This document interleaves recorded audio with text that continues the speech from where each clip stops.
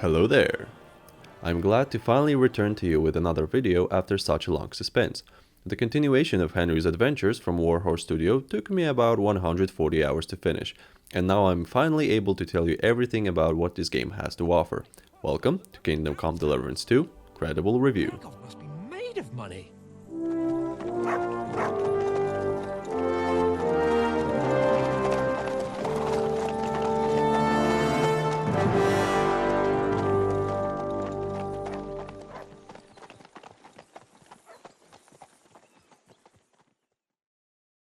The game is direct continuation and takes off just after the events of the first Kingdom Come.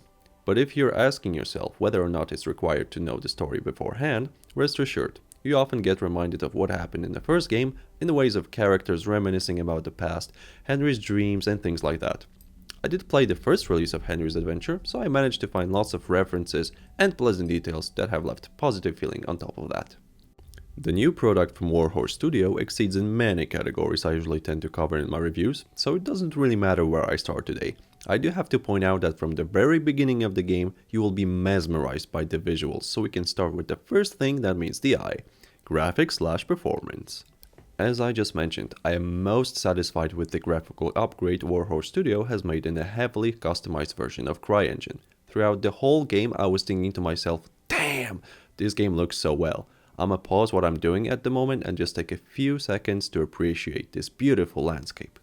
And you have to understand that in medieval times, especially in Central Europe, there were not a lot of options to glare at. For something so simple as grain fields, grass, forests and lakes, this game does a tremendously good job at keeping your mouth wide open.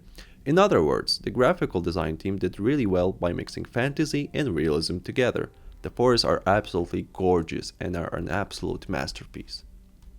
In terms of performance, I did have occasional crashes, but 4 or 5 over the span of 140 hours, it's almost not worth mentioning. What is certainly worth mentioning is the fact that I managed to run this beautiful game at the highest possible settings, which are called experimental, with constant 60 frames on my RTX 4070 with 2K resolution. They did a hella good job at optimizing their product without any delays to their original release date. But that doesn't mean the game is free of any other performance or graphical bugs. Oh no. For instance, I couldn't complete a quest called High Toll at any time during my playthrough. I visited the place regularly and there were no NPCs at marked location. There's also this lady following me and my dog like a straight up Karen. You better call back that dog. You better call back that dog. The NPC spawning on top of each other at a tournament. Gutenberg is a great city, famous for its wealth and the diligence of its people.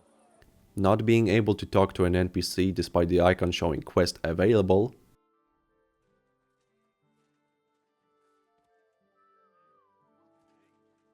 Careful. I could go on and on like this, but I'd be going through all of my recordings for hours trying to amuse you with funny glitches and artifacts. And since faces also belong in the graphical category, I have to take notice to this rather controversial thing. You see, for a game of this magnitude with almost 150 hours of content, it's hard to make a vast amount of faces for the NPCs, not to mention how big of a cost that is. Witcher 3 had a similar problem and it still remains one of my favorite games of all time. So it should be treated with a pinch of salt, but Kingdom Come Deliverance 2 has very repetitive faces. It's not uncommon for the same actor to do multiple voices either. Again, it's not something that drags the score down, but it's rather silly seeing 2 of the same faces in one location. Other than that, I would say the faces and expressions look rather well. Now that we've covered the visuals of the game, it's time to discuss the sound/voices. I feel quite hungry! What did he do? I wasn't looking. Kingdom Come Deliverance 2 is a game with beautiful and playful characteristic soundtrack, improving your immersion even further. The voice actors in this title really put a lot of effort into their job. Not only you will hear greatly performed emotions, vigor and accents, but also tons of vulgar words, slurs and controversy that Warhorse Studio did not hesitate to implement into their product, disregarding the political correctness. Panie, mój Boże, wysłuchaj mnie. Całe życie mordowałem i ruchałem. Więcej razy paliłem kościoły niż byłem u spowiedzi. Wybacz swemu słudze. Wybacz. Wybacz i pozwól mi jeszcze tylko raz wykastrować tych bezbożnych skurwysynów! Shut up! No one can listen to your damn gibberish! Twoja baba i tak do końca życia będzie pamiętać o mojej polskiej kiełbasie! After tiresome DEI agenda influence on game producers, I would call it a breath of fresh air. Gather round, good men. You can avoid danger. Hear what I say about the greatest evil of all. The one Got any called other fairy woman. tales? We also can't forget the tiny little details such as birds chirping in the forests, clash of swords, weapons hitting light armor or heavy armor. In terms of sound, they've put a huge attention to detail. Although, at the very late stage of the game, I found numerous glitches with the environment. My point being the character's voices having an echo while being in an open space. I've come for the girl who's been locked up here, but now I see she's scarpered. What do you know about this? It's really noticeable, especially if you play on headphones. The easiest way for me to explain it would be hearing the voices as if you were in a basement with an NPC. And now we have the story/gameplay.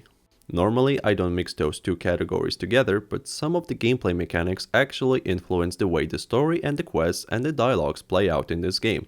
Also, I will have more freedom in covering all of the things without necessity of returning to the same topic twice. So bear in mind, this will be the longest and the final category we have for today. So in terms of mechanics influencing your dialogues and the story, there are multiple ways to complete the quest in Kingdom Come Deliverance. I'll try to avoid spoilers and details regarding the quest as much as possible. Let's take the hostage quest as an example. You can interrogate an NPC to get an exact location from him, or you can ask the dog to sniff out the location by letting him smell one of the victim's belongings. And at the finish line, you will have few options available. You can negotiate with the oppressor, attempt to shoot him with a bow or a crossbow, and depending on your aim, you can end up with the oppressor commenting on how big of an idiot you are. What the? You killed her, you moron! Not to mention how silly it would be to explain the outcome of this encounter to your quest giver. My recommendation to you is that you try it yourself. Save your game, shoot the victim, and then return the quest and load the game back. If you often ask yourself a question, what if? They thought of almost everything. That being said, every single quest in Kingdom Come Deliverance 2 is a totally different experience. You won't encounter boring tasks such as bring 10 animal tusks, kill 5 bandits, go deliver my uncle's tooth to my grandma, and things like that. Some of the quests take you 5 to 10 minutes, other can become a small separate adventure. I've completed nearly every quest and I haven't found any of them uninteresting. Another thing that influences your gameplay is the outfit. Dark, almost black clothes will allow you to sneak under the enemy's nose, quite literally sometimes. I managed to get 15 visibility and the guards had a struggle noticing me from about 5 meters. Just be careful if you use a photograph mode near the enemy. Yep, Henry's comment is noticeable by the NPC. This mistake alone cost me about 30 minutes of gameplay, because I didn't have any savior snaps. And that's a potion that allows you to manually save the game. This is a continuation of an idea from the first Kingdom Come Deliverance. If you wear heavy metal armor, not only you will be more visible, but also clanking of your metal plates will alert the enemy of your presence. Shiny metal armor or refined clothing will allow you to pass charisma checks, while bloody and dirty armor will increase your intimidation checks. Additionally, you can unlock specific dialogue options depending on your proficiency in craftsmanship, alchemy, thievery, and many more. And if you like to solve the problems by combat, traditionally, well, it's still a pleasant and immersive system, very similar to the first title. But now instead of 5 different angles, you get 4. They've introduced crossbows and boomsticks, polearms as a new weapons, but I have to confess that I wanted to stick with the longsword and the crossbow most of the time, so I'm not sure how those new options fare in battle.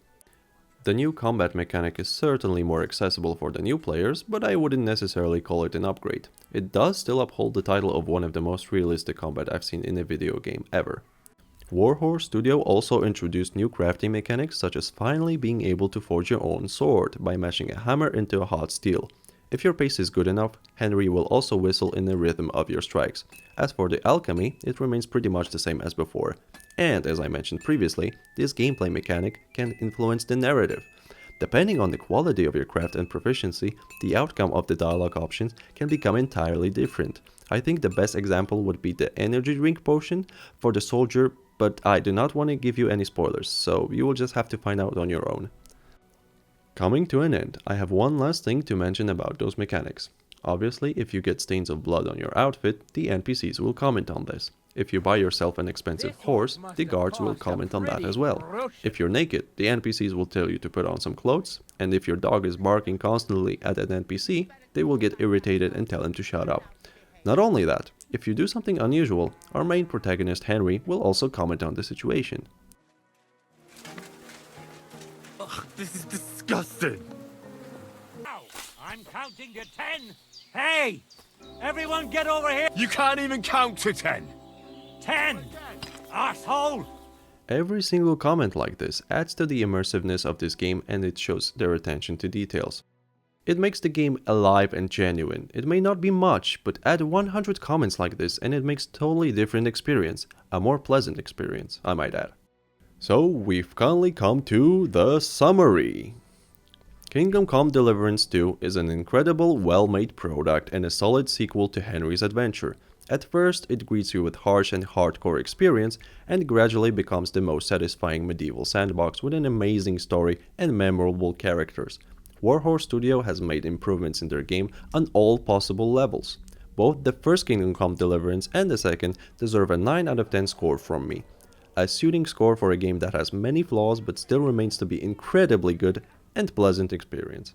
If you like RPGs, swords, drinking at the taverns, and a good story combined with beautiful landscapes and beautiful wenches, this game is definitely a must-try. That would be everything I have for you today. I bid you a good day and farewell for now.